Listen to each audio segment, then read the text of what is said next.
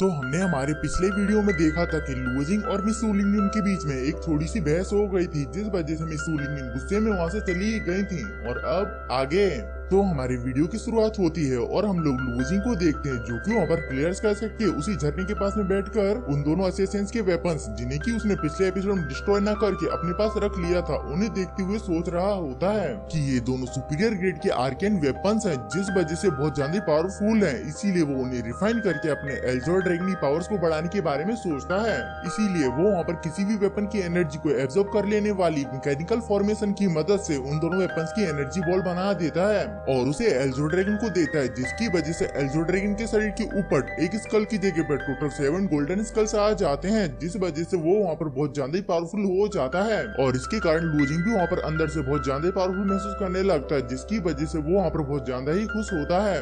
और इसीलिए वो वहाँ पर अपने फिस्ट जेट को निकाल करके कहता है कि अब हम दोनों यहाँ पर ज्यादा दूर नहीं।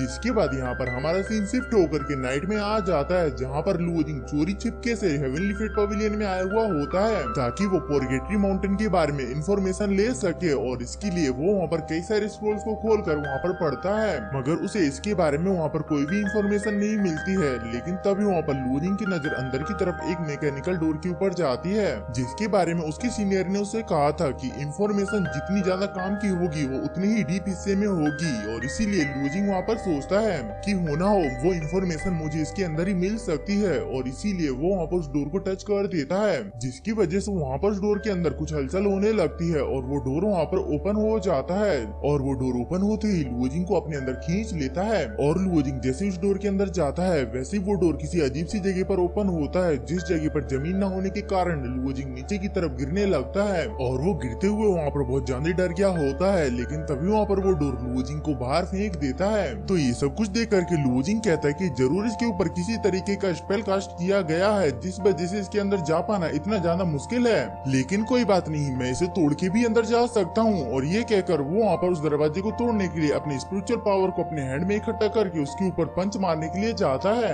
लेकिन तभी उस डोर के अंदर से उस जगह पर जाओदी आती है, तो उसे देख करके लुओ जिंग जल्दी से अपने पंच को दीवार की तरफ मोड़ देता है, जिसके इम्पैक्ट की वजह से वहाँ पर कई सारे स्क्रोल्स नीचे गिर जाते हैं। और वहाँ पर मिस जाओदी लुओ जिंग से पूछती है कि आखिरकार तुम यहाँ पर क्या कर रहे थे। तो ये देख के लुओ जिंग भी हैरान होते हुए पूछता है कि आखिरकार तुम इस डोर के अंदर से कैसे बाहर आई और तुम इसके अंदर कैसे गई थी। तो जाओदी उसे बताती कि मैं तो बस चल के अंदर गई थी और चल के बाहर आई। और वो उससे आगे वहाँ पर कुछ बता पाती कि तभी वहाँ पर उनकी आवाज सुन के उस जगह के गार्ड्स उस जगह पर आने लगते हैं, जिन्हें देख करके लुओ जिंग वहाँ पर बहुत ज्यादा डर जाता है। तो उसे वहाँ पर डरा हुआ देख करके जाओदी उसका हाथ पकड़ के उसे वहाँ से ले जाती है और उसे ले जा करके एक कवर्ड के अंदर छिपा देती है और खुद भी जा करके उसी कवर्ड के अंदर छिप जाती है। और उसी समय वहाँ पर 2 गार्ड्स आ जाते हैं, लेकिन उन्हें छोड़कर हम लोग देखते हैं कि उस कवर्ड का साइज छोटा होने के कारण लुओ जिंग और जाओदी एक दूसरे के बहुत ज्यादा करीब आ गए थे, जिसकी वजह से लुओ जिंग की हार्ट बीट जोरों से धड़कने लगती है। और इसीलिए वो वहाँ पर उस कवर्ड को जोर से पकड़ लेता है।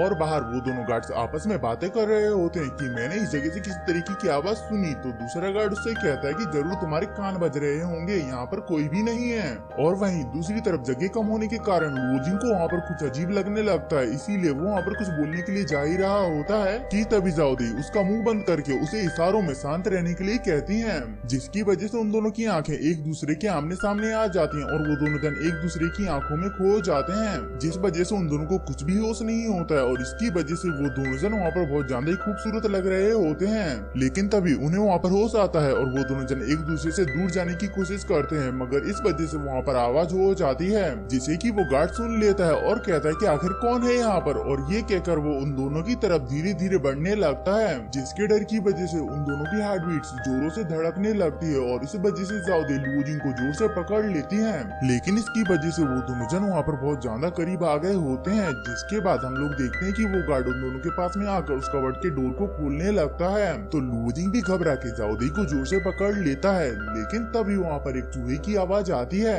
जिसे सुन के उस गार्ड को लगता है कि जरूर ये छोटे शैतान ही यहाँ पर आवाज कर रहे होंगे। और तभी वहाँ पर वो दूसरा गार्ड आकर के उससे कहता है कि मैंने इस पूरी जगह को को चेक कर लिया है और यहाँ पर कोई भी नहीं है, इसीलिए अब तुम यहाँ पर टेंशन फ्री हो जाओ। और वो दुर्योधन ऐसी ही बातें करते हुए वहाँ से चले जाते हैं। तो उनके जाने के बाद जाउदी वहाँ पर बाहर सब कुछ चेक करती हैं और उन्हें वहाँ पर कोई भी नहीं दिखाई देता है, इसीलिए वो वहाँ पर बाहर आ जाती हैं। लेकिन लुओ जिंग अभी भी वहाँ से बाहर नहीं आया हुआ होता है, क्योंकि उसे वहाँ पर समझ नहीं आ रहा होता है कि उसके साथ अभी यहाँ पर क्या हुआ और उसकी हार्ट बीट इतनी जोर से क्यों धड़कने लगी थी।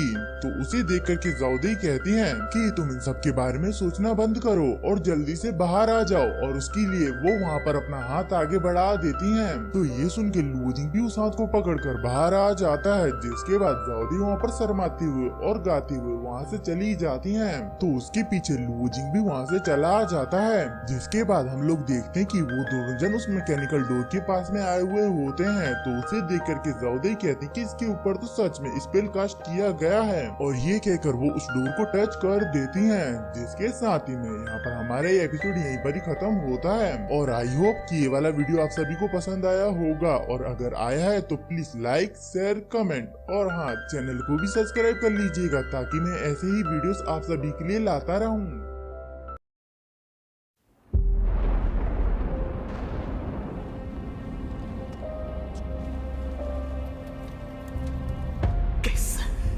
吸收斗气的速度远超之前，却为什么无法凝聚于体内？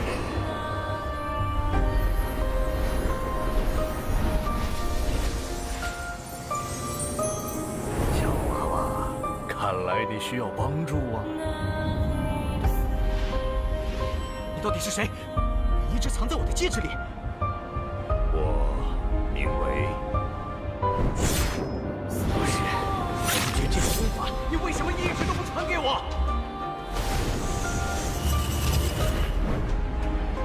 药老，吸你3年斗之气，老夫也是迫不得已。老家伙，你可知道你吸收我的斗之气给我带来了多少屈辱吗？小娃娃，你想变强，想受到别人的尊崇吗？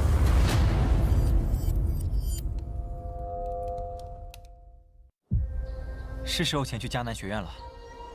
早日找到陨落心眼，也可以早日为你炼制躯体。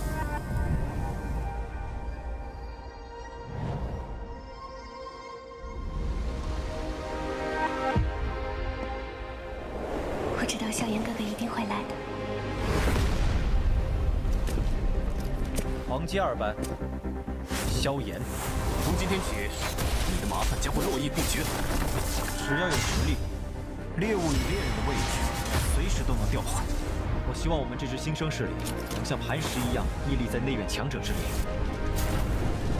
陨落心炎的本体。还忘了告诉你，那个什么强榜第1名就是我。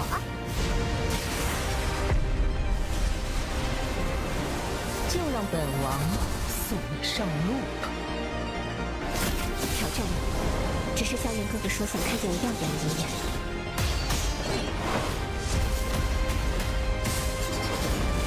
强榜前10的名额，我萧炎要定了。萧炎少爷，小姐该回家了。薰儿。 我会去找你的，不管你背后势力是如何庞大与恐怖，你是我的。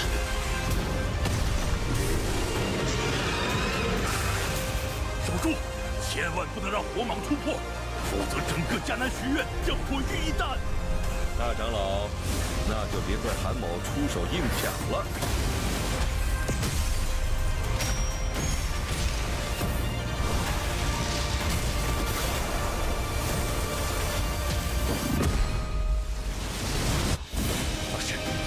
清理门户的事情交给我来做。要是你，师兄会让你和老师一起永埋死地。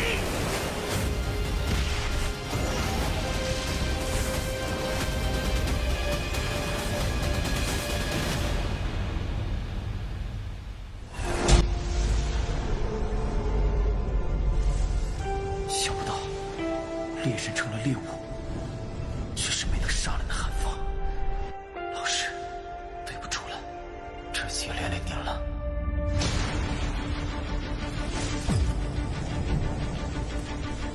离开吧，弱者没有资格拥有的。是这样的话，就乖乖交出火芒，否则一会儿你们就只能爬着进内院了。该死的，到底是什么鬼东西？既然这样，那留你还有何用？若是当年不与那人硬然定上3年之约，恐怕也不会有这个家族。现身失散，兄儿，你要走？一旦被他们锁定了位置，我们俩都会性命堪忧。所有的隐忍，是为了这一天。已经等待了太久。今天若是你能够安然无恙地走下擂台，萧炎从此不再踏进迦南学院半步。他迟早会发现的。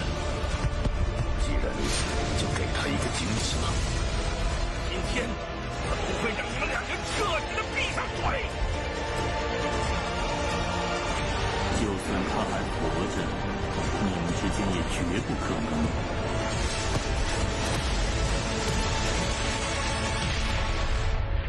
加玛帝国云岚宗，萧炎回来了。